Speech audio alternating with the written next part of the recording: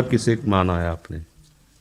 महाराज जी, श्री जी मैं पढ़ाई पूरी की और मैंने श्री जी से कहा कि मैं अब क्या करूं।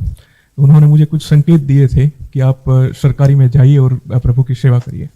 फिर सफलता नहीं मिल रही उसमें एग्जाम में, और अब है आप हमारी बात समझिए, आपको श्री जी ने संकेत किया और आप सफलता नहीं प्राप्त कर, दोनों बातें झूठी है ना, दोनों बातें झूठी हैं। आप सत्य को स्वीकार कीजिए। श्री जी के संकेत को आप जानने लगे।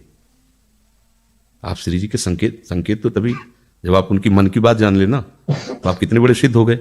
और फिर सफलता किसकी चाहते हो? प्रकृति जननी की। आप श्री जी के संकेत को जान जाओगे तो श्री जी के प्रेम की सफलता चाहोगे, लोकवत नहीं। और ये लोक की सफलता, सुनो पहले, प्रारब्ध के अधीन है।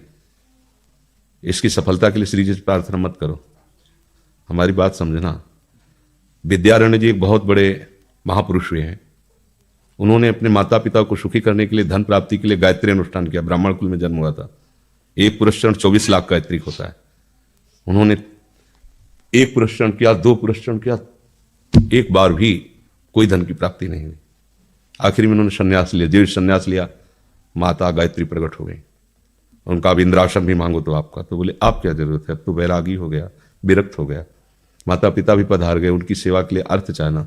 23 पुरस्चरण किए, तो आप तब नहीं आई। तो उनका तुम्हारे अनंत जन्मों में ऐसे 24 महापाप थे जिनके कारण मैं नहीं आ पा रही थी। अब वो 23 पुराण से चरण से नष्ट हुए, पुरस्चरण से, और 24वां तुमने संन्यास लिया।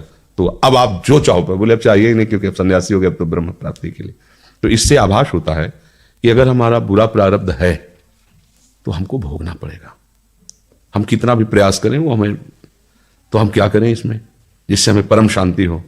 प्रभु के नाम का जप करते हुए उन पर दृष्टि लगाएं कि प्रारब्ध से हमारा भरण पोषण शरीर का भले, ये हमारा भरण पोषण आपसे होगा नाथ।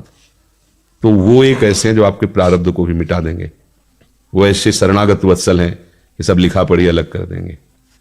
सुदामा जी को दरिद्रता का योग था। ऐसी दरिद्रता